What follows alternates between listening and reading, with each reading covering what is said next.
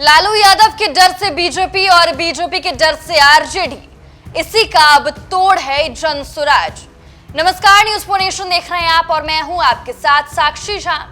बिहार में 4 सीटों पर उपचुनाव होना है, तो वहीं आगामी बिहार विधानसभा चुनाव को लेकर भी बिहार की तमाम बड़ी पार्टियां अभी से ही तैयारियों में जुट गई है। और इसी बीच जन स्वराज पार्टी ने लोगों को एक नया ऑप्शन के तौर पर यह बताया है कि आप लालू प्रसाद यादव के डर से बीजेपी और बीजेपी के डर से आरजेडी चुन लेते हैं, और इसी का तोड़ है जन स्वराज पार्टी।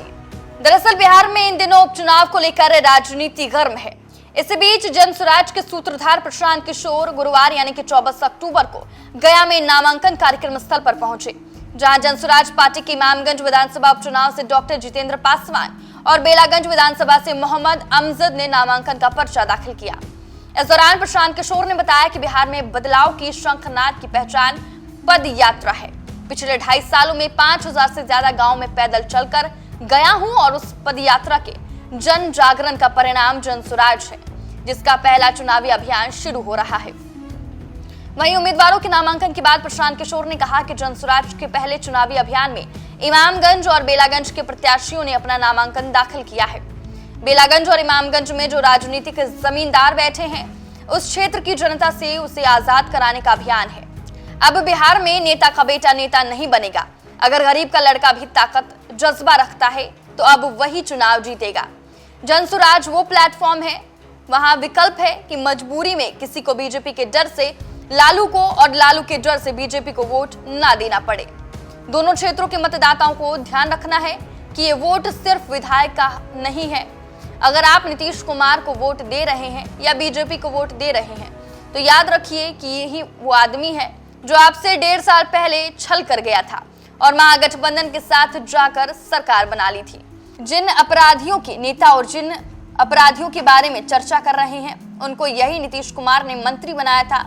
ये जनता को याद दिलाना चाहते हैं कि अगर आप नीतीश कुमार का बटन दबाते हैं या एनडीए का बटन दबाते हैं, तो याद रखिए कि यही वो आदमी है जो भूमि सर्वे के नाम पर घर घर झगड़ा करा रहा है। लोगों ने कष्ट झेला है, हजारों रुपए का भ्रष्टाचार हो रहा है। आगे उन्होंने कहा कि अगर एनडीए को वोट देते हैं तो आपको ये पैसा देना पड़ेगा। गरीब जनता को याद रखना चाहिए कि यही नीतीश कुमार है जो स्मार्ट मीटर लगाकर लोगों के जीवन में अंधकार कर रहे हैं। बच्चों की पढ़ाई और पलायन, इसकी कोई चिंता नहीं है। इस आदमी को अपने सिर्फ कुर्सी की चिंता है, इसीलिए नीतीश कुमार को हटाने के लिए ये वोट देना है। साथ ही अपराधियों का जो जंगल राज बिहार में था, वो वापस नहीं आए, इसके लिए सिर्फ एकमात्र विकल्प जन स्वराज है।